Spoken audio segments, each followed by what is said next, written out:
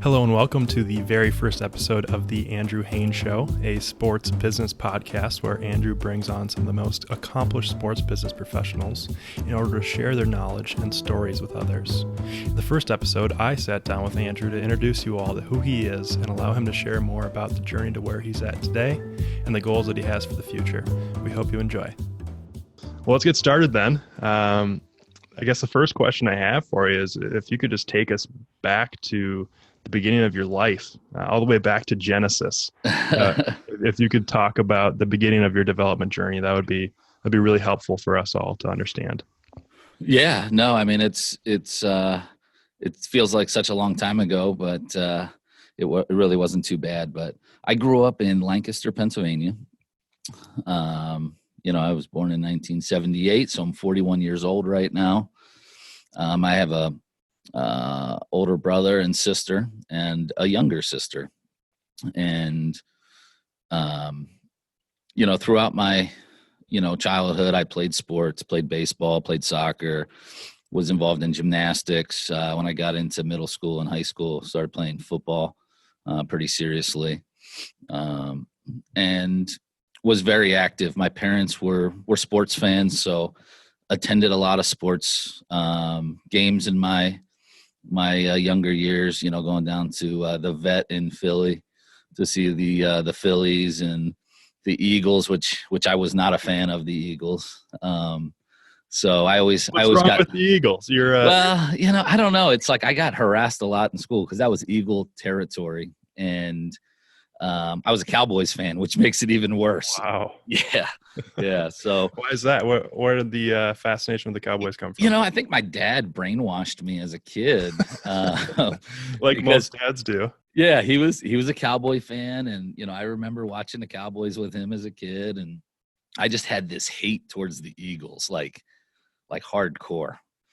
Hated the Philly teams, but it was a close team, so we would go down. We'd always go to the games, and I remember as a kid, because it's a lot different now for me when I go to games, but as a kid, man, we would get there as early as we could.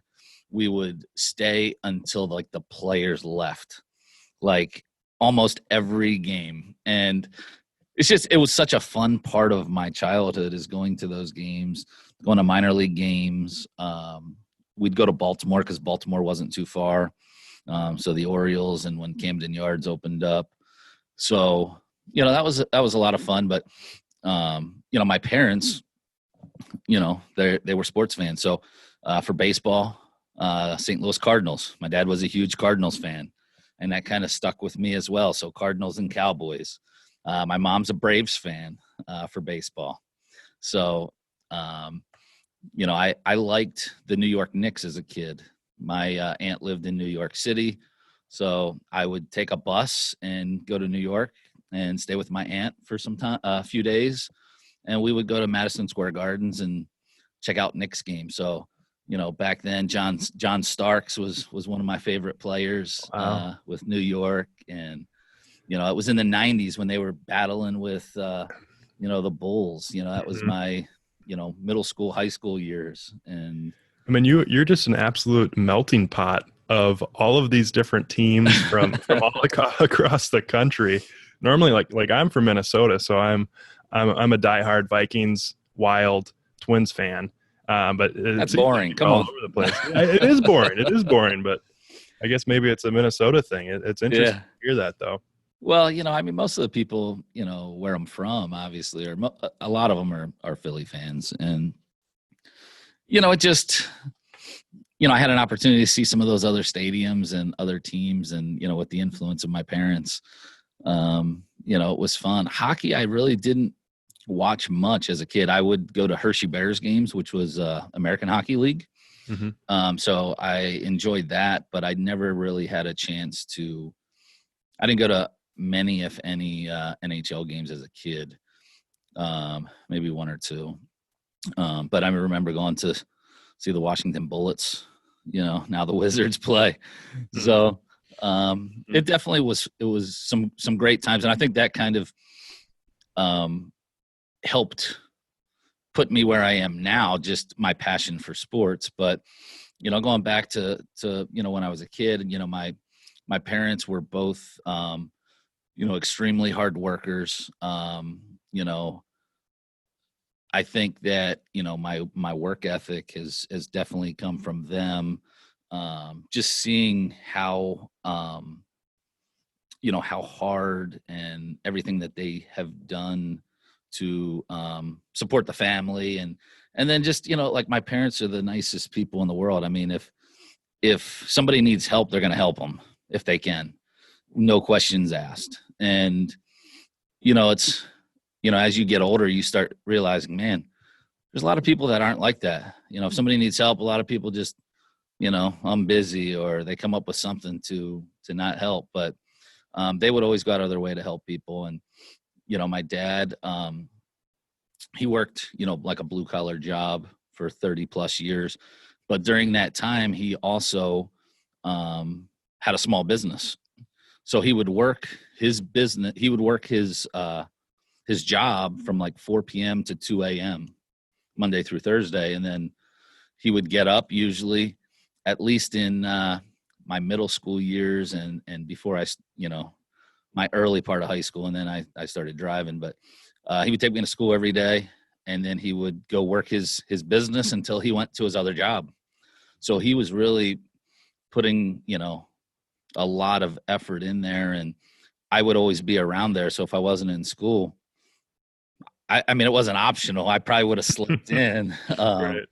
but I would go to his shop. He manufactured and sold blinds, Mm-hmm. window blinds, Mm-hmm. shades and shutters. So, as a kid, I would literally manufacture blinds, Wow. but what was cool about it was it really gave me a good sense of like, small business Mm-hmm. and, just being able to do whatever you have to do. And, by no means, my dad's not a MBA in business or anything like that, but man, he taught me a lot. So, it was really cool to see, as a kid. Yeah, could you wrap? So I see a couple of themes here. I mean, it seems like your parents really instilled a really strong work ethic in you, and it seems like sports were a huge part of your childhood and a lot of the fondest memories that you had growing up. And obviously, you've had a lot of your career has been in sports. So I'm curious to hear about your journey going from a really big sports fan and having a really strong work ethic to carving out a career in sports for yourself. So if you could talk about that, I think that'd be really helpful. Yeah. I mean, I think it still kind of started in high school. Um, I had it in my mind I was going to go play in the NFL and, be a professional athlete. So, at some point the reality sinks in. 5'11" at best, maybe 6 foot with my hair spiked. In high school I was maybe 170, 180 max. And I played linebacker. So, I think in my high school years, I met my wife. So I was a junior in high school, and she was a freshman at the local college in Lancaster. And we met at the end of my junior year. She got pregnant my senior year of high school. So that definitely made me reevaluate things. So, just with what I want to do, do I still want to go off to college? Do I still want to, do this? And, I wanted to make sure that I was there and support, my family. So we ended up getting married. I graduated in 1997. June of 1997 was probably the biggest month of my life. So in June of 1997, I graduated high school. All right. I started my first full-time job, which was, kind of close to the Philadelphia area. My mom worked for a company that was a distributor of insulation and other building products. So she was able to help me get in there. So I started a full-time job. And then a week or two later, June 21st, I got married. Wow. Whoa. June 25th, my wife and I at the time, then we went to the doctor and there was problems with the pregnancy. So we had a kid on June 25th and she was 2 pounds, 5 ounces, our daughter. Wow. And so, graduate high school, start a job, get married. Now you have pregnancy issues and you have a 2 pound, 5 ounce baby. And she had to stay in the hospital for a month. Right. To fully, get cleared. I mean, 2 pounds, 5 ounces. I mean, you're talking, Like a peanut. in your hands. It was scary. It was a very stressful month. And, so fast forward, good news, my daughter, she turns 23 next month. That's awesome. She lives in Tampa, and on June 21st is my 23-year wedding anniversary. Congratulations. So at 41, that's I'm proud of that. So yeah, that's awesome. But I bring that up because that is kind of, a big motivator in my life, especially in my younger years. So, I started that job, and, I saw how hard my parents worked and, they did whatever they could for us, but like, man, I wanted more, I kind of like, I wanted the Air Jordans. I wanted, a new car. I wanted a big house. I wanted stuff. And so that kind of started my drive, just like wanting more.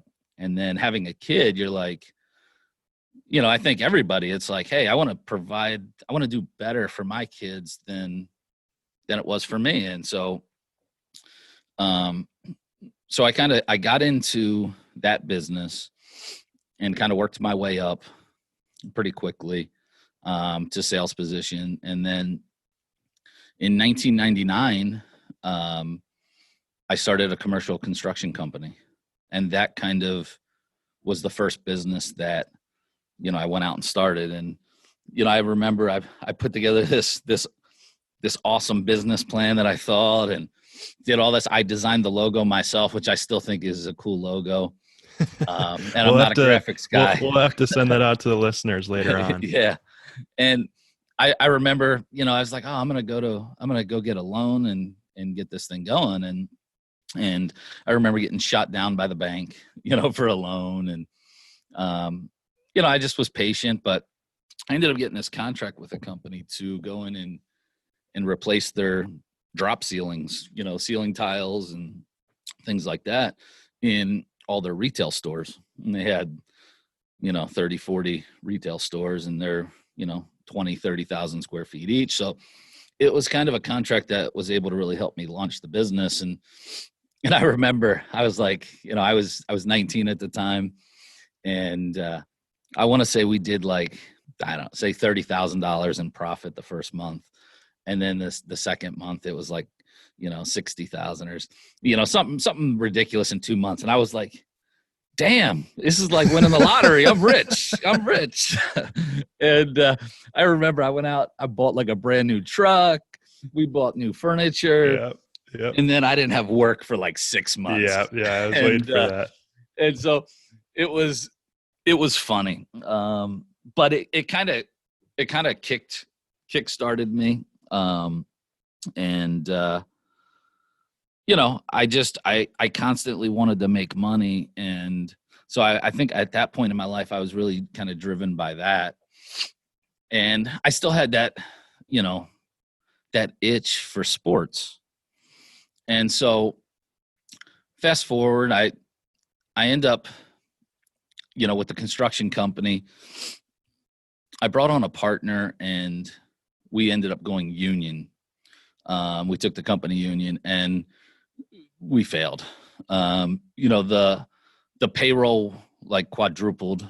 And in commercial construction, it's always a cash flow game. So waiting, when you start doing $100,000, $200,000 jobs and you have to wait to get paid, 60, 90 days. And when they see me as the owner, back then, man, I probably looked like I was 15, this little guy. They think they could take advantage, and right. I couldn't sustain it. But we also had another business at the time that we launched, was in what I grew up in, blinds, shades, and shutters. And we grew that to 3 locations, sold off, and moved to Florida. And so this is kind of, getting to the point of me jumping in sports. So I started a company in Florida called Biz Sellers. And basically Biz Sellers was a advertising company. Mm-hmm. And what we advertised was businesses for sale by owner. So instead of hiring a business broker, you would come to us and we would be your marketing agency to help you get in front of buyers. So we always said we were the matchmakers for buyers and sellers. So the dating service for businesses. And, we had some really good success with that. I liked it because I am, and I still am, I'm so fascinated with business. Like if somebody has a business, I come across probably as like a reporter or an investigator, because I constantly want to learn about business models, processes, and success, failures. And so in Biz Sellers, it really let me do that. And through that company, I would find opportunities and I would buy businesses and flip them. And in 2001, I started a small little semi-pro football team in Orlando. And the whole purpose was I wanted to play. So I was like, hey, let's start a team up, buy your way into professional football. Hey, if that's what I've got to do, that's what I've got to do. But I'm so competitive that I really needed, something like that. And, I didn't want to like, go through life with any like resentment or with any like, man, I coulda, woulda, shoulda stuff. So I was like, let's do this. I'm just going to have fun with it. We have our other business. And so I played, 2 seasons. We built the team up. I ended up selling the team. The team was called the Orlando Stars when we started. It got bought out, and then they merged with another team, and they changed it to the Orlando Rage. And the Orlando Rage played until really a few years ago, I think. So, I mean, they were over 10, 15 years, bunch of championships. But, at that level, it's purely like, passion, maybe guys who didn't do well in school, and you've seen some guys, because they don't get paid, can still go off to college. So we've seen guys, do that, use that as a springboard to get back on the radar of, college football. You've also had some guys that played pro that, got injured, got cut, whatever, but they still want to play. They're local. And so it was a fun time. But that was kind of my first taste of sports. And, it was very small level, but, we had, we played at a local high school in Orlando, and, sold tickets, we had concessions, sponsors, just all at a small level. But it was fun. Really had a good time. Cool. That sounds awesome. Yeah. So you started with the Orlando Stars. So that kind of, you got a taste of sports business. And clearly you haven't left. So if you could take us through what happened between the Orlando Stars and where you are today, I'd love to hear more about that. Yeah. I mean, so I ended up selling the Orlando Stars, sold them for $15,000. Big money. It's a big payday. But I ended up moving back home. You didn't buy another truck, did you? I did. No, maybe gas for the truck. Yeah. But I ended up moving back to Lancaster, Pennsylvania area, and I want to say this was probably in about 2003. So I was in Orlando for like 2 years. Okay. 2003, I ended up, I sold the team down in Orlando, moved home, and I started the Lancaster Lightning, another semi-pro football team. And at the same time, I still had Biz Sellers running. I was still like kind of flipping businesses, buying and selling. And with the Lancaster Lightning, I was like, okay, well, now I might be like, maybe I'm like 21 or 2 or 3, like I'm in my early 20s, and I'm like, okay, I'm not going to play anymore. So I decided to coach. I love, the competitive aspect of it. And I felt like I knew the game. And so, I was kind of,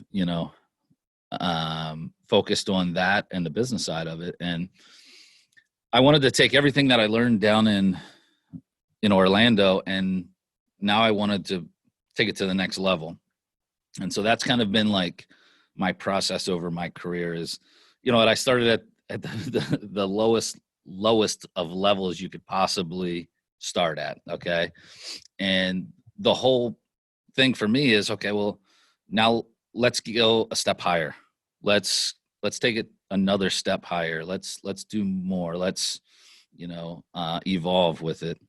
And so we ended up doing really well in Lancaster. We averaged over 1,000 fans a game, which for that level is kind of unheard of. I mean, mostly it's, friends and family out there, a couple hundred fans at most. So did very well. And so the whole time I'm like, all right, well, what's the next level? And I was still operating this. And so I was reaching out to, the Arena Football League. And back then there was another league called the National Indoor Football League. And this was in probably 2003, 2004 area. And I got a call one day from the National Indoor Football League. And they said, hey, look, we've got a team that just folded or is about to fold. We can get you in the league if you want to finish out their schedule. And so I was like, okay, well, give me some details. And they're like, well, you have to be in Tupelo, Mississippi in like 72 hours or 48 hours. It was something like ridiculous. And I was like, oh, shoot. So I already had a team with my semi-pro team. So I was like, okay, we've got a base. Obviously, no one has a clue of the indoor game. I mean, and it is different. It's different. It takes an adjustment. So I was like, you know what, we'll do it. I mean, sometimes you have these opportunities that you just can't pass up. So I was like, I'm game. We rented some vehicles, like some vans, and literally drove through the night. We got down there, stayed in the hotel. And I just remember it was like playing, and it's funny because you kind of think, oh wow, we have a decent team, we got some good players, and then you get out there and you see like there's a huge difference, and it's funny because when you say we, did you bring your team from Lancaster? Yeah. Down to Mississippi to play a game? Oh yeah, and I'm talking less than 3 days notice. So like you're not talking much practice. You're like, hey guys, who's not working? Who can go? And we get thumped. Let me tell you, we got thumped. Wow. It was like, damn, maybe we shouldn't have did this. We drove all that way. And now you're sitting in the middle of Mississippi. Yeah, the birthplace of Elvis. And wow. Great arena there. Fans were great, like just heckling the hell out of us. And I was coaching, so it was really awesome just to kind of, I love when you're on the road, and the fans are getting on you. So we had a good time. It was like, hey, all right, now we know that that's definitely a different level. And anyone who operates a semi-pro team thinks that they can come in and win, and it's just not happening at that level. And So we were like, okay, now we have to get better. So at that point, during this time, I was helping players get signed into like AF2, which was the developmental league for the Arena League. So I had players that were really good, but they weren't playing for me at the time. I was just trying to help them get moved up. So we started getting those kind of players to play, and we got more competitive. We didn't get beat by like 90, again, but we finished out that season, and there was all kinds of trouble with the league and all that stuff. So, I want to say it might have been my wife, and I'm sure she probably regrets it now. She's like, just start your own league. And I was like, well, damn, it's not a bad idea, because not only then can we, have a team without having to pay $100 or multiple, a couple $100,000 for one. We do it whatever it takes us to start it up. Mm-hmm. And we have something to sell. Since we had biz sellers, we were all about buying and selling businesses. And so we launched, and I say we because, my wife and I have been basically business partners from day one. Mm-hmm. So she's been very active in everything. So we launched the Atlantic Indoor Football League, and we had 6 teams: Erie, Pennsylvania; Johnstown, PA; Canton, Ohio; Richmond, mm-hmm. Virginia; mm-hmm. Raleigh, North Carolina; and Charlotte, North Carolina. Now, Raleigh was a travel team from the beginning. Mm-hmm. And year 2, they go to Dorton Arena in Raleigh. And we had issues in Charlotte with the ownership. So we had to kind of get rid of the owner, and we made that a travel team. So we basically had 4 teams with arenas and 2 travel teams. Mm-hmm. And I look back and I was like, man, if I knew what I knew now and had that opportunity again, man, we could have really exploded that, because the timing was good. Mm-hmm. Arena football was really popular back then. But we had some really good players in the league. Tim McKyer, former NFL DB, who played for years and years, a couple Super Bowl rings. He was our league commissioner. But it was definitely a learning experience, because then I'm negotiating with all these cities, and I'm creating something, out of my mind. So we have no history to back us up. So, and here I am, I'm 25, 24 at the time. And I'm going in, meeting with the mayors and these county commissioners and convincing them to give us a good deal so we could bring mm-hmm. a team there. Mm-hmm. And I slowly started selling the teams. I think the first few teams I sold for $25,000, mm-hmm. And then, just kind of grew it from there.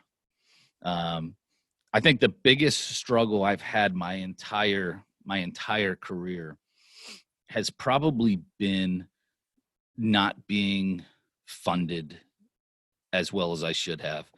And, I've been all over the map on that. I mean, with my last team in Florida, I had a few $100,000, that I personally invested. But I've had teams where I've put $0 in.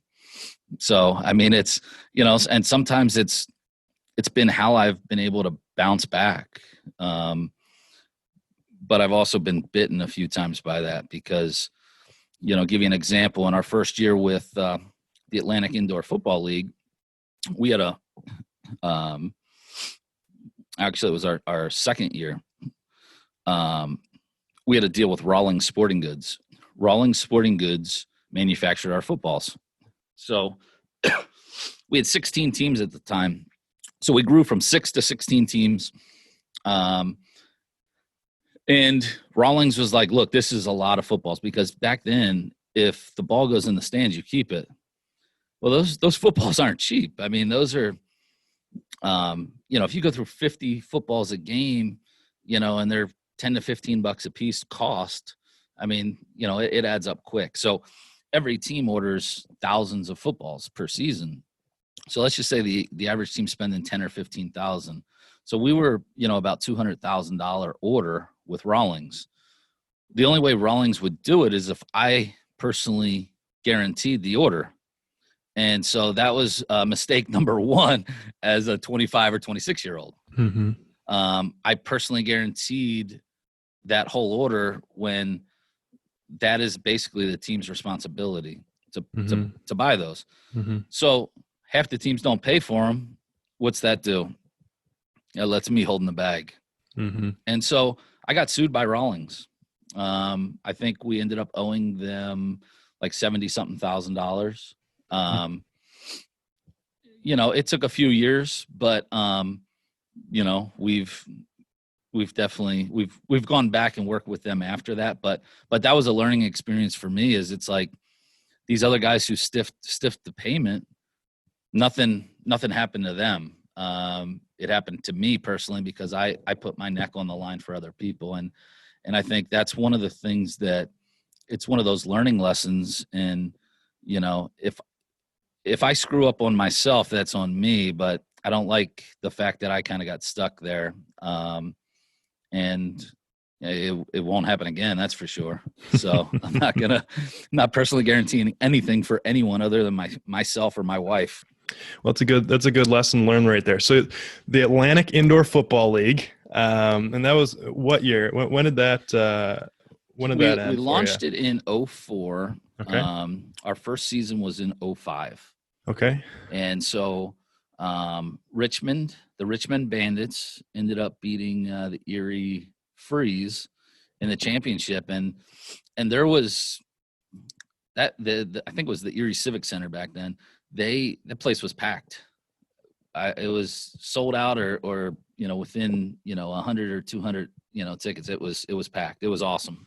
Then we grew that second year, so we changed the name to American Indoor Football League, and we basically the way we had growth was, I still kind of go back and forth on this decision that I made to just go start the teams. So I found it's hard to find people to buy a expansion team. Like they're basically buying a piece of paper that says they can play. So what I wanted to do is kind of create a system where everything is done for them. Logo design, team name, staff is in place. You have your arena lease negotiated. You already are getting season ticket deposits and money. You're already getting sponsors on board. And so I found it was a lot easier to find owners when you put those pieces together. The downside is if you don't find owners, then you own the teams. And, it's all about cash flow. I mean, it's really what it comes when you don't have large amounts of money to lose. And when I'm saying large, I'm talking 7 figures. It's tough because, I remember one time I was like, oh, we're sitting nice. We have, over $200,000 in the bank. Well, something happened and that 200,000 is gone in like 30 days, just from, little bills that add up. Like you wouldn't even think. You're like, oh, there's no way. And it does. So I think we needed it to have the growth, but the risk reward, I am on the fence on still on that process. If I was ever in a position where, I had the right, like where the XFL was, like what they were doing is like the right concept. And I truly believe that kind of concept can work if properly funded, and you have a plan in place. Because if you can control all aspects of every team, it's so much better. I mean, dealing with 16 or 15 different owners, all these different egos, all these people. I know how Josh feels from it's interesting. The MASL. Yeah, I think, and the American Association. So, I mean, with both of those leagues, it's difficult to get economies of scale when everybody's operating off of a different system. But because of the way that the leagues are structured, you can't have the teams be franchises of the league. Like you can't force them to do certain things. So it's interesting, like as you walk through the story of the American Indoor Football League, and you're trying to create economies of scale for these teams and bring everybody together under one roof. I think there's a business case for it. I think there really is. I think what you've probably learned is it gets really interesting when there's other people involved and you're trying to manage everybody else's teams as well. And everybody has their own self-interest in it one way or another. Some people want to make money off of the team and have it be cash flow positive every single year. And other people are just doing it to have a good time, and they don't really care about the money that they lose. So that might have a negative effect on the league. So I think it's an interesting model that you're bringing up. Yeah, and I maybe mean, maybe we can expand on that in a later episode as well. Yeah. No, it's I mean I could talk all day. So I mean there's just but that's kind of where I got to. And so I kind of got I ran out of money. You know, I think looking back, the one thing I did in that second year was I funded several teams without anybody knowing. So teams got in trouble, and instead of letting them just shut down or let them have their own issues, I put the money in and got them through the season. And I hear a lot of other commissioners or league, because I was the league president at the time as well. It's like it's really the worst job in the world, because no matter what happens, it's your fault.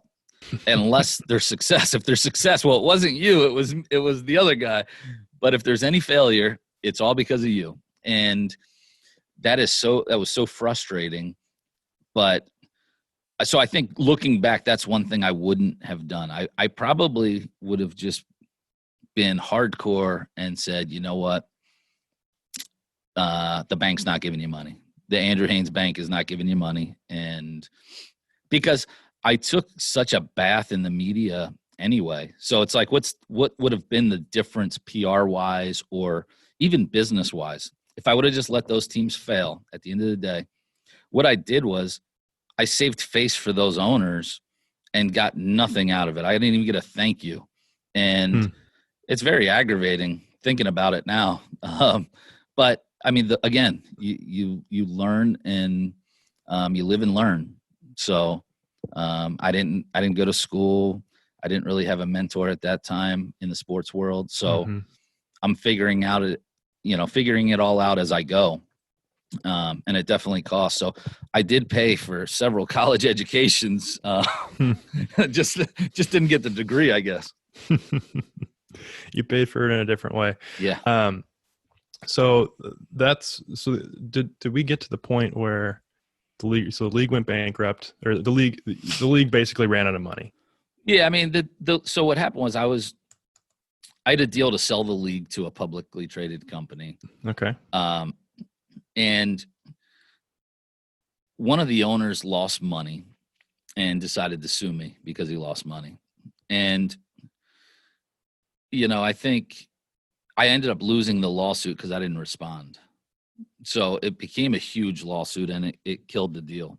The guy owned a team in North Carolina, and, you know, I think that lawsuit has helped some, because I'm very careful with since then with talking about the sale of teams, because, you know, I may have been a little aggressive with, hey, you can make money with this, or like if somebody asks me now, look, you're not going to make anything. you're gonna lose money. Plan on losing, because if you give somebody the thought that they're going to make money and they don't, then they're going to be mad. Yeah, and to be honest, the lawsuit was dumb. If my attorney would have responded in time, or told me he couldn't respond because it was in a different state, then we would have did it, and we could have opened it back up in federal court. But at that point, it cost $50,000. It would have cost $50,000 in attorneys and everything, and we settled for less than that. So, and you know, I still talk to the guy who was the owner of that team. It's business is business, you know, and him and his family have come over to my house after that for a barbecue. So, I mean, it's in the past, but because of that, it killed my deal. and I want to say it was for like a low 7-figure sale. So I ended up selling to 2 other guys, Mike Mink and John Morris. I stayed on as a consultant for a little bit, kept some ownership in another team. And they changed the name to the American Indoor Football Association. So instead of league, it was association. And I kind of just, I had a bad taste in my mouth after that, after, a couple of those lawsuits and just, ups and downs and kind of, taking some heat for stuff that I didn't do. So I kind of worked my way out of that. And so from there, you sold the league. And from what you've said so far, you like to keep yourself busy. I can't stand not being busy. That's the problem. And I'm sure you already had your fingers in a couple of different things at the time. So I'm curious, where'd you go from there? Where did Andrew's journey take him next? Well, I still had part ownership of a football team there, mm-hmm. and I started looking at what else can I do. Mm-hmm. And this whole time, it's like every year. Now we're getting into like 06, 07. 07 is about when 07, 08, I guess, is when I decided to launch a marketing agency. It was one of those things. I was paying so much money, operating the league to marketing companies. And I was like, let's just bring it all in-house. Let's save money, and then we can get more production as well. So that's kind of what we did. And at that point, I was still getting I was kind of getting involved on the political side. So when did Obama run? Was that 08? 08, yeah. Yeah. So this would have been 07 then. I started doing a lot of political consulting from a marketing standpoint. We did a lot of robocalls. We were doing stuff for governors, senators, Congress people, local level as well. We were doing website design. So it was kind of weird. We were doing sports and we were doing politics. And, at that point, I really, really got into, the political thing, just, again, the competitive nature of it. It was appealing, but kind of at that same time, I was like, all right, I gotta do something else in sports though. So I started the Mid-Atlantic Hockey League, and kind of the same thing as football. We started with, I want to say we had 6 teams. I don't recall offhand, but we had let's just say 5 or 6 teams. Started getting owners in them, so I had ownership throughout, and it was definitely another learning curve, especially when you're not properly funded. We really needed 7 figures instead of 6 figures for this project, and we played a season. We ended up cutting our season short. I ended up selling the league for $1, just to not be in it. And then I kind of went into hibernation mode. I was still doing my marketing stuff and, still kind of buying and selling stuff here and there, but really focused on the marketing. Kind of was out of sports for probably about a year.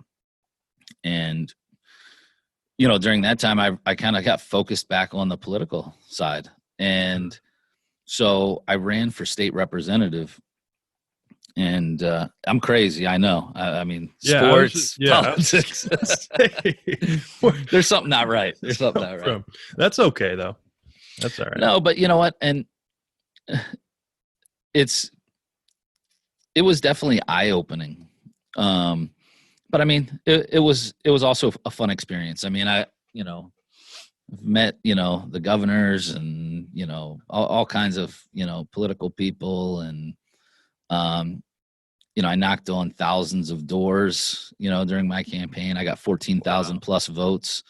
I ended up losing, but, the person who I ran against, he was a career guy, and it was in Ohio. They have term limits, so they flip flop the Senate and the state house position. So every 8 years, the two guys that have been in there have just flip flopped for the last 20, 30 years. So they had name recognition and all that, but it was definitely a fun experience. And at the same time, I was kind of slowly coming out of, my shell from, kind of the bad taste I've had in my mouth with the way football ended and hockey. And, I get a call from a friend of mine who he was one of the first people to buy a football team from me back when I started the AIFL. He was the owner of the Richmond Bandits, who won the championship. So, he called me, and once you're in it, it's hard to get out. It's really tough. It's like a drug because it's so addictive, and you get out and you miss it. And so he was kind of going through withdrawal because he sold his team like 2 years later. I was going through withdrawal, but I was like, look, I can't put myself out there. I've already taken a beating. I'm the one whose, name was dragged through the mud. So how can I, rebuild this? And so, we started kind of putting together the pieces to do that. And over a year, we had a good plan in place. Up until that point, I never had a business partner. It was always 100% me or whatever. So with the leagues, with any teams I owned, that's how it was.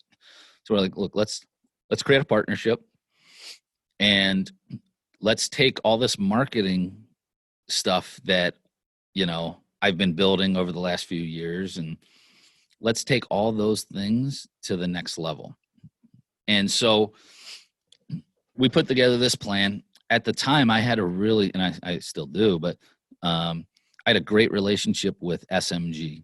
SMG manages arenas and stadiums, and I think they just merged with somebody, and their name is something else now. But SMG was the largest arena management company for years. So I reached out to them with our concept, and I said, look, we'd love to launch our new concept in all SMG arenas. And so we were like, we want it to be, geographical. We want it to be, the deals have to be good. So we ended up partnering with them on 6 arenas, and we did this, basically the concept that I always wanted to do, where we launched everything. We created everything. And that's kind of what we did. And then we sold off every team, except one. We kept one team for us and sold off the rest. And then at the end of the year, one of our owners in the league wanted to buy the league from us. So at that point, that's when I decided to that Michael, my partner, and I, Michael Taylor, we were going to start a team in Southwest Florida called the Florida Tarpons. And so we were both going to relocate there. Southwest Florida is beautiful, man. It's one of the nicest places around. Yeah, my grandparents are snowbirds, so I go down there. Well, the Twins, that's where the Twins have. Yeah, they're in training. Fort Myers. Yeah, they live like 15 minutes from there. So really familiar with the area, and I would highly recommend it for anybody that wants to go down there. Oh man, it's awesome. It's an awesome spot. So we were going down there, we just, and it was kind of like, man, we put this thing together, we built it up, we sold it because we ended up selling it. We kept the team in Fort Myers, Estero, which is right next to Fort Myers. Right. And we kept the rights, I think, to another couple teams or something like that as part of the deal. And we were happy. I'll tell you, I was living large down there. I mean, I was living large for a little while. As part of the deal, I had to stay on with the league as well. So I stayed on as the league president and still had that team. So we're really building the Tarpons kind of is like, now we could take all this knowledge we've had over the last 5, 6, 8 years and really take this one to a whole nother level. And I think we did really well there. We did really well. A couple issues happened though. Our team was one of the best on the field and off the field. The person who purchased the league from us got arrested. It turns out, embezzled money from his company that he worked for. He was the CFO of a company. And so, yeah, it was like, okay, what do we do now? Because this guy bought the league and he owned a handful of the teams in the league. Mm-hmm. So we had to really figure things out quickly because we couldn't do anything because he owned it. So we were able to work out a deal where we bought the league back for $1. And then that let us kind of continue because this was like right before the season kicked off and our team was killing it. So it kind of put a halt on a lot of things. So we had to revise the schedule because we dropped his teams. You know, we didn't keep all those teams because we weren't going to, you know, be responsible financially for them. And so that was kind of, you know, what we did. We ended up playing the season. We got through it. We hosted the championship. We were the number 1 team in the regular season. I made my arena football debut as a player in a game that didn't matter. At that point, we were undefeated. Yeah. Nice. I scored a touchdown. I got some scars from the turf, but it was a fun time. I mean, we were killing everybody, and it was like we had to do something kind of different. And you know, a lot of people liked it. Some people, you know, thought it was silly, but you know what? When you own the thing, you can do whatever the hell you want. So, right. Especially when you have the league and the team. So, yeah. You know what? I did it once. I'm not going to do it again. But we ended up hosting the championship game against Cincinnati Commandos, and it's the only one we lost that year. It was man, it was rough. It was rough. Were you playing that game? No. That's the reason you lost, right there. I've never lost a game that I've played in arena football. But no, it was tough. But we at that point I was at a point where like I don't want to operate the league. I don't want to do the league. I've kind of been through that. Like I said, there is nothing positive. What commissioner is praised in any sport? I don't know. And Josh Schaub will come on the show in a little bit here, and he'll tell you, I mean, if you want to be liked or yeah. you want to feel like you made the right decision and have approval from everybody, don't be a commissioner. Yeah, never. You never will. No, never will. No, and it's nobody understands that it's not been in there, but it is. And so at that point, I was like, look, I don't want that. And so when we did the deal, part of our deal was when we sold it, we had a team that we were launching in St. Louis. And so I said to my partner, Michael, and we had brought on another local partner down in Fort Myers. I said, look, guys, I really don't want to be part of the league. Okay. I'm mentally, I'm done. I'm done with that part of it. So I'm willing to give up my ownership in the Tarpons and the league in exchange for 100% ownership in St. Louis. And I think they gave me a little bit of cash or something, but so that's what I did. And we launched, and I still lived in Fort Myers. I would go up there once a month. And during that time, that's when I got introduced to indoor soccer. So, and, St. Louis has such a huge history of indoor soccer. And the league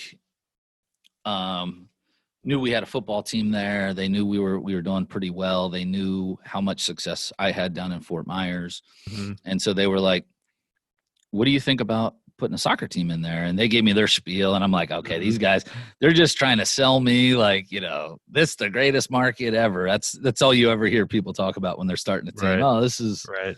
And so I was like, I've heard this bullshit before. So, just let's see. So they put me in touch with a guy named Brian Roth, who was working for the Kansas City Comets, and he's from St. Louis. He knows more about indoor soccer probably than anyone I've ever met. And so he had somebody that was looking at putting a team there. And so he connected me with that guy to see if it would be something. Because again, I'm doing a little bit, I'm doing okay financially, but I'm not where they need to be. I mean, they were selling the franchises for $250,000. They wanted, multi-million dollars net worth. At the time, I didn't have all that. But what I did have is, a strong work ethic, and they knew that I could get it done. And so we were able to work out a deal to get St. Louis. And, there was some certain requirements because I didn't cut a check for the full franchise fee up front. I had to work out a deal with them, and I was like, look, if you want a team there, we already have staff. We already have an arena deal, which was probably one of the best arena deals in the league. We've got everything ready to go, but I don't have $250,000 to give you right now. So, and that's probably everybody who, 90% of the people who talk to these leagues, don't have it. But what I do have is the know-how and, the good and the bad. And so I put together a business plan and presented it to the league office. The league office was the USL back then. So, they've exploded since then. This was in 2012, about 2012 is when I first started talking to them, because 2013 was the first season. And I had a 1% partner in St. Louis for football. They increased their ownership interest when we went to soccer. Her name was Shelley Clark and Will Clark. And so the league approved, and with a couple stipulations. We couldn't announce publicly until I made, X amount of deposit to them towards the fee and all that stuff. And they worked it out where, they'd let me pay out the fee over a few years or something like that. Because they needed a team. And so it was kind of like, a great situation for me because, hey, I'll go in and hustle. I'll build this thing up. Mm-hmm. And we did that. And I think St. Louis has been one of the most successful, teams on the business side since I brought it back. And so when that happened, one of the things they did kind of say, hey, look, I think we can make this work, but we want you there. Like, because at the time I was still living in Fort Myers. They're like, if you're there, we have more confidence that, the lack of funding will balance out because you'll be there living it. And so that was a tough sell for my family, my wife. And I mean, how do you go from Fort Myers to anywhere? I mean, it's tough. It's tough. And so we ended up going to back and forth. My daughter was a freshman in high school at that time. So that also added issues. But we went up there a few times. I took the family, and it's nice. It was real mild winters when we'd go up there, so it helped that first year. Mm-hmm. And then as soon as school was over that May, it was like the end of May, we moved to St. Louis. And I remember the first night we got there, my son and I were driving the moving truck, and we're getting into St. Louis. It's probably like midnight or something. And there's like, we haven't really been around. Like Florida has storms, but like not like this. Yep. There was like tornadoes and like, oh, like it was like there's sirens going off. We're like, what the hell is going on? My son is like, I'm trying to think. He was probably like 5th grade, like in elementary school. He had to be in elementary school. And so he's scared. I'm scared. I'm trying not to be scared. But he and I get to the hotel, and I think my wife and daughter get there the next day. But, we got moved up there, and I just told my wife, Leah, I was like, look, we got to do everything we can to make this thing huge. So we just have to sacrifice everything, time, whatever it takes. And so she and I started it. The first 2 months we were looking for office. We didn't have office space. So we finally got office space. We finally got, we ended up hiring the guy, Brian Roth. He was our direct assistant GM, I think, at that point, and director of ticket sales. And we started building the front office team. And I remember, man, it got to like about the end of August. So that was like June, 3 months. And I was like, damn, we have so much expense coming up. How are we going to do this? But I guess before we get to August, the league was like, hey, we need another team in the league. Because all the owners were like, we want more teams. We want more teams. There was only 6 teams in the league. And so I was negotiating with Wichita, Kansas, and Reading, Pennsylvania. And Reading gave us the better deal. So we brought on another partner. I think he was at maybe 10% as well. And we made him the CEO of that team. And we launched the Reading, the Pennsylvania Roar that same year. So we had I had the stress of 2 teams that first year. And so I was still going back and forth a little bit, but the one partner was really focused on that. And St. Louis was at a point where, man, we were bringing in revenue, but I was like, damn, we need like a lot more revenue than this.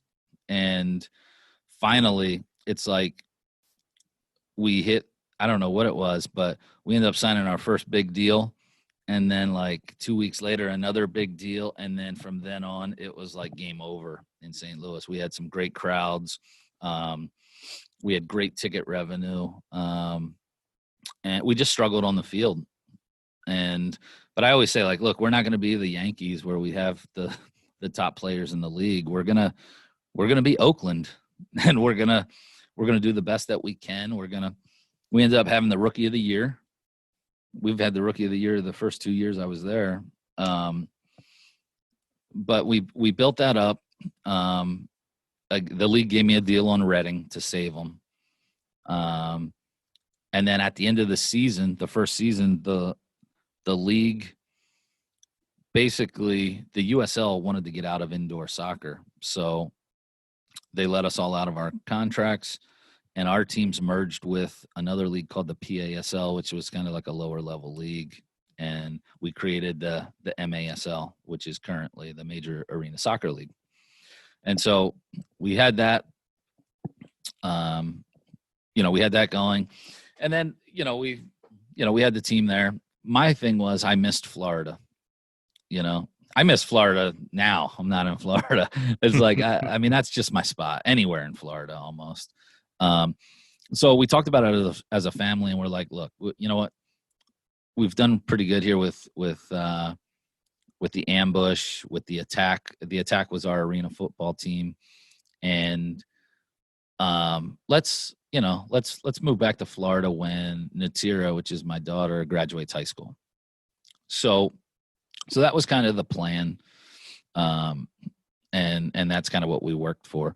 In 2014 in St. Louis, our arena football team was killing everybody.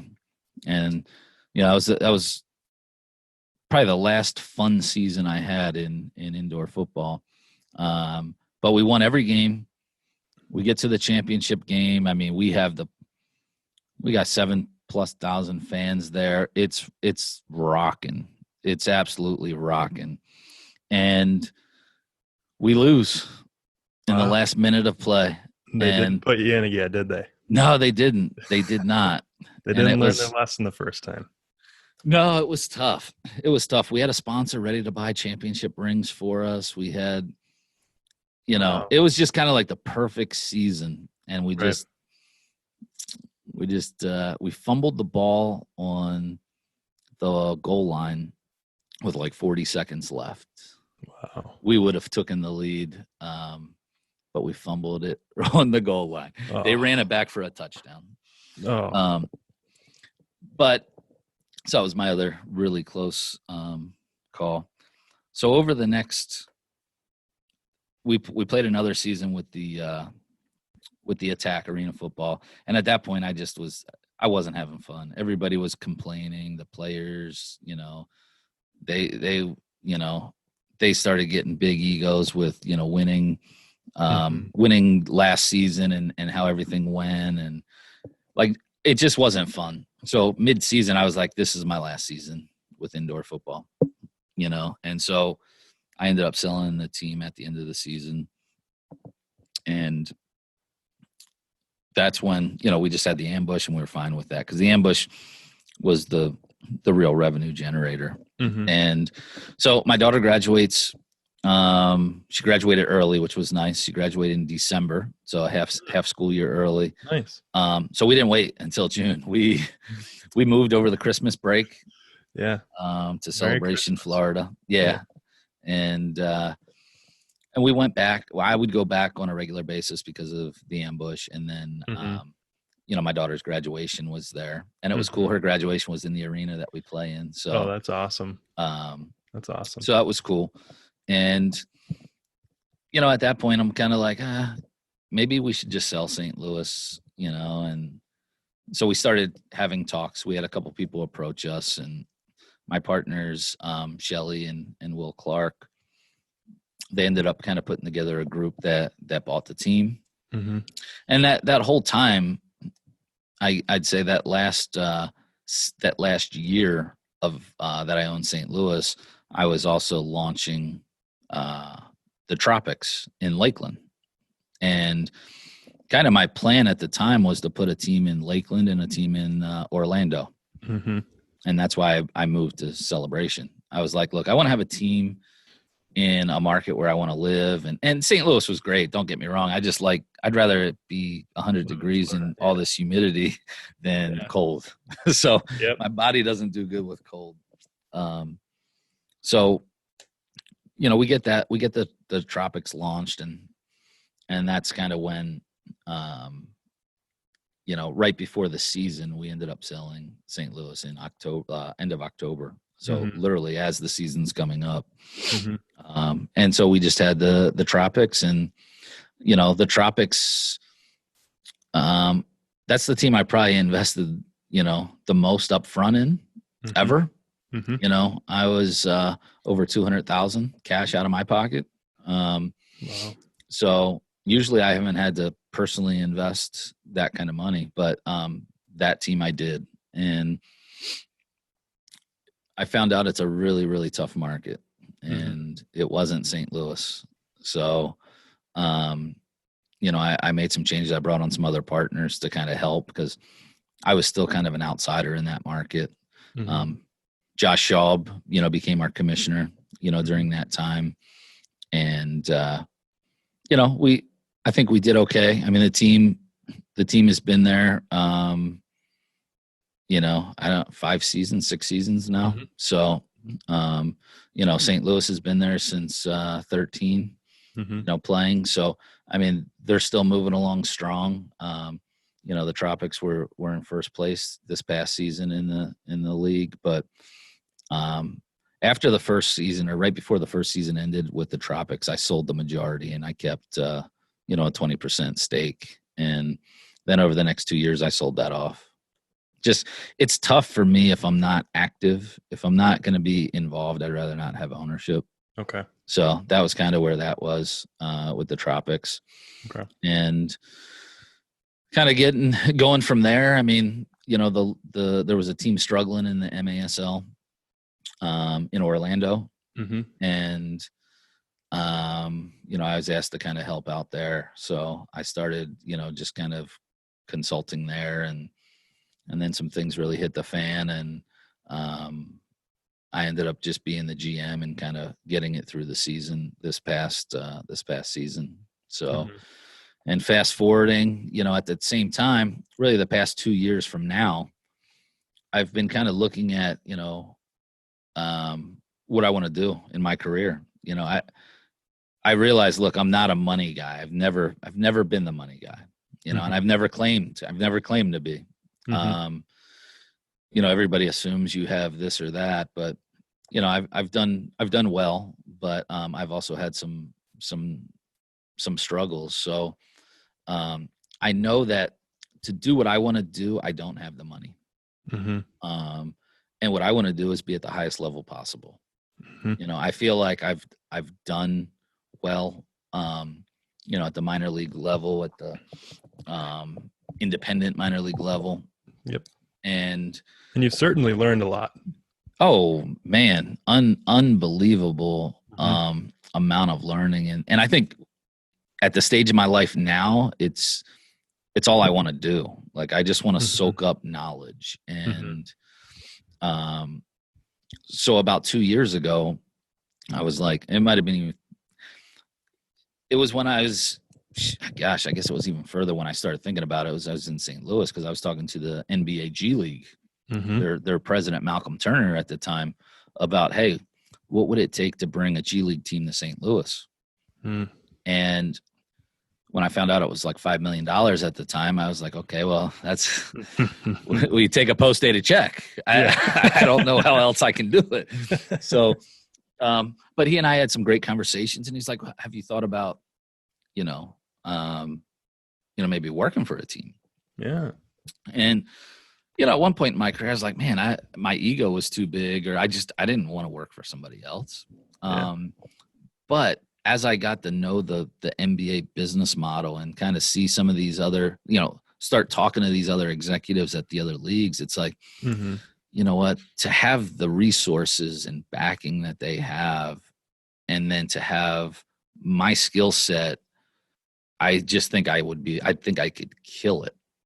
And I wanted to prove myself. And, it's been a challenge, because there's negative stuff out there about me from the struggles. So, you might talk to somebody and they like you, and they you talk about that, and sometimes you don't even bring it up, because it's kind of awkward. How do you bring that up? Like, right. Not that I'm hiding it, but like, how do you talk about it? Like, oh yeah, I'm great. You want to talk about how great you are, but I'm always honest. Like, man, I have fallen all over my face in my lifetime. I am the farthest thing from perfect, but I don't even know what you want to call it, but I just have this burning desire to be the best. And I don't care what anybody says out there. Like they're not going to stop me from achieving what I want to achieve. And, I have some very aggressive goals, and I have multiple ones, because really I have, I think this would be interesting. Well, I mean, my most aggressive goal is, I want to be the president of a major league sports franchise by the time I'm 50. So I've got 9 years, 8.5 years. So I don't have a lot of time. And, but there's also other goals that would be up there as well. I mean, I could be, in a similar role with, a G League team or, an affiliated hockey or baseball team. Those aren't, as high, but I could definitely enjoy those and be happy. But, I'm trying to position myself to be in that spot. And so I'm starting to do things to make sure that I am. So the first thing was, all right, let's get a job, number one, so that me personally, I can make sure I can work for somebody else. Because, at 41, the last time I had a job was when I was 19. Holy so crap. you I didn't know, think about that. I haven't had a boss other than coworkers or owners in the league. So can I actually take somebody telling me what to do? And so I've been networking over the last few years for the opportunity. I've had some jobs that have wanted me that, maybe the location or the money wasn't right. I've had some that I've wanted that I was a finalist for, but, Mm-hmm. they didn't want me. So, I've just been kind of networking, and out of the blue, I got a call from somebody who does like sales training and recruiting. And she's like, hey, I got a team that is looking for a VP of sales. And she started rattling off the stuff. And I was like, sure, I'd be interested. And so, it was like a few month process, but I ended up taking the position with the Fredericksburg Nationals. It's wearing my hat today since it's an off day. But I'm the vice president of sales there. So I'm over partnership sales, ticket sales, box office. Mm-hmm. And the team was really struggling before I got here. I could hear it in the ownership's voices when I met with them and talked with them. There was huge concern about the lack of revenue generation. And it kind of scared me because I wanted to make sure that this jump that I make is very strategic and will help me achieve what I want to achieve. I don't want it to set me back. So if I take this position and I don't produce, then I'm dead, basically. So I wanted to make sure that whatever I have to do to make it work, I do. And so, it took some convincing with the family. Again, they've been troopers about, moving from, we've been in St. Louis, Canton, Ohio, and then Florida. So now I'm asking them to move to Virginia. Now my son's in high school. He's a sophomore. Yeah. And I was like, look, guys, I need this to help me get to where I want to, be professionally. And, they sacrificed for me, which, means a lot. But that also adds more pressure because I got to make sure that I produce. And so far, I started up here in January, and at the same time, I was still working for the Major Arena Soccer League as the GM of the Orlando team. So when I took this job, they understood that I would split time between Virginia and Florida. And so it worked out. We got the team through the season for soccer, and we got this team rolling. We blew it out of the water. And I think the staff that is here is, man, they're so talented. There's so much potential. And I think when I got here, there was a lack of, kind of leadership on the sales side, and there was no confidence. Mm-hmm. And so I think I was able to kind of come in with that leadership and motivation and help them produce. And that was my biggest focus, is getting them to produce first. Cause I know that, as I settle in, I'll produce myself, but if I can get the team producing, there was 11 of us at the time. That's more powerful than one person. So we got that rolling. We've been knocking it out of the ballpark. And again, we're selling a new city, new ballpark. These people haven't seen it. So we're selling a vision. Yeah. In the midst of COVID-19. It's crazy. And, we shrank down our sales team some, but our sales team is we still sell. Wow. I just got a contract in yesterday for a small partnership. So, we're not out there hardcore, like, blowing the phones up, but we're definitely still prospecting. We're still out talking to businesses by email and phone. And if companies are ready and willing, then we're going to continue the process. If they're like, hey, let's talk in June, then that's what we do. But there's people still buying every day. We sold a bunch of season tickets this week in a partnership. So it's definitely not the numbers that we were doing before. Right.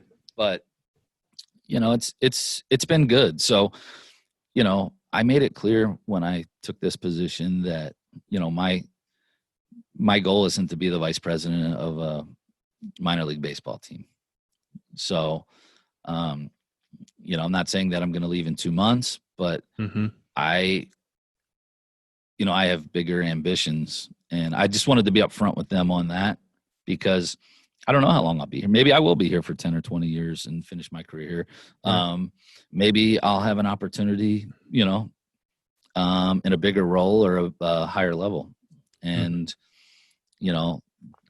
that is kind of still what is driving me. I want to get to that level. And, I feel this is, I say this one a lot, is I feel like an undrafted free agent, and I've got a chip on my shoulder. And so I'm going to outwork everybody. And everybody's like, oh, I'm a hard worker. I will outwork you, and that's the bottom line. And I think another part of your journey towards becoming the president of a professional sports team is this podcast, the Andrew Haines Show. Absolutely. So I guess if you could go into a little bit more detail about what your vision is for the show, and then the relationships you're trying to build with the type of people you're trying to build them with. Yeah. I mean, the podcast is really cool because it lets me get a few things out of it. Number one is I'm able to connect with some highly successful people in a variety of positions, a variety of levels, a variety of sports teams or vendors. And number one is I'm going to learn as much as I can from them. I'm going to ask questions that will help position me better with my knowledge and help me be more successful. But the cool thing is I get to share it with everybody. A lot of times I have these calls with people privately, but now let's help other people that are in the sports world. I think it's going to be a great way for people in our sports industry to hear from other people in the industry. Hey, how'd you advance your career? What do you do that's, that makes you successful? What's your leadership style? What do you look for? I think it's, from me, I'll probably get out as much as our guests will, that are on the show. And, Right. We want to promote them and highlight them. But for me, I'm going to pick up the knowledge, I want to pick brains. I mean, that's what I want to do. I want to learn as much about their success and failures as I can to better position me. And I'm kind of excited about it. I've never done anything like this. So and obviously I like to talk. So, Right. but I think it's going to be a fun time. And it's going to be a fun journey the next year. I agree with you. I think that seems pretty clear. We're going to have a lot of sports business professionals on here from, we're going to aim for the major leagues. But I think, Andrew, a lot of people from a whole bunch of different kinds of leagues and a bunch of different sports. So we'll mix it up some too, because I think there's lessons to be learned from all levels. And, there's some, the cool thing about minor league level is some of the creativity that is there on the marketing and everything else. So I think, obviously being in minor league sports, that's where a lot of my personal connections are. So we'll definitely have some of them on, but I want it to be a good variety. People that are in the partnership department, people that are in ticketing, people that are in the creative, even operations. Let's talk about all facets of the sports business. I don't want to get into like, oh, this is the best pitcher in the league.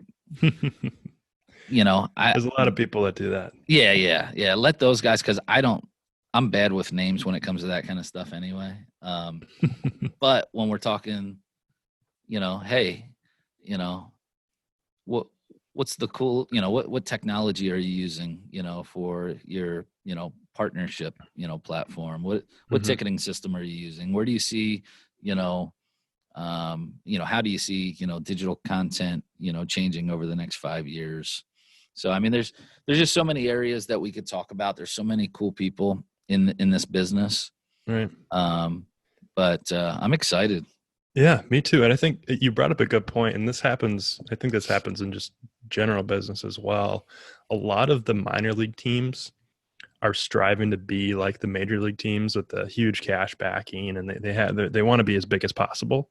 Yep. But it's interesting because the same thing happens the other way around too. All of the major league teams are trying to figure out how they can be like these minor league teams and drive all of these fans to their stadiums and to all the different events that they have.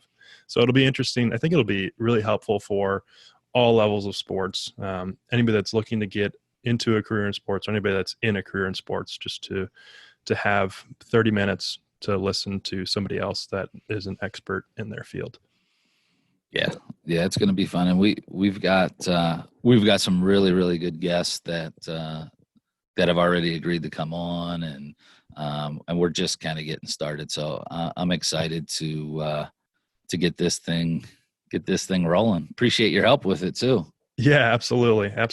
Well, with that, I mean, I think that's a wrap. We covered pretty much your entire career. You're gonna have to cut that thing way down. No, I don't think so. I mean, we got into just about everything we wanted to get into: the good, the bad, and the ugly. All of the things that you've learned along the way.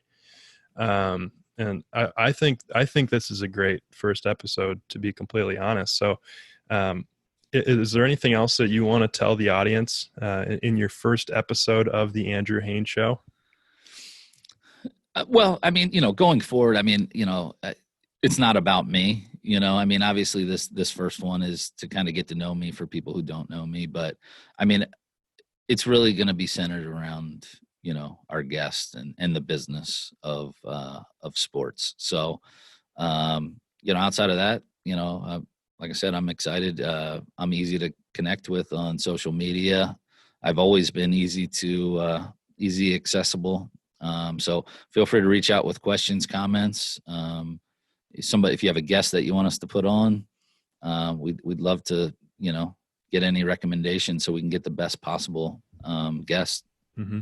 Well, with that, thank you for sharing your story so far, Andrew. It's been fascinating for me, and I think it'll be really fascinating for everybody else that's listening to get more context on you before they jump into future episodes of the Andrew Haines Show.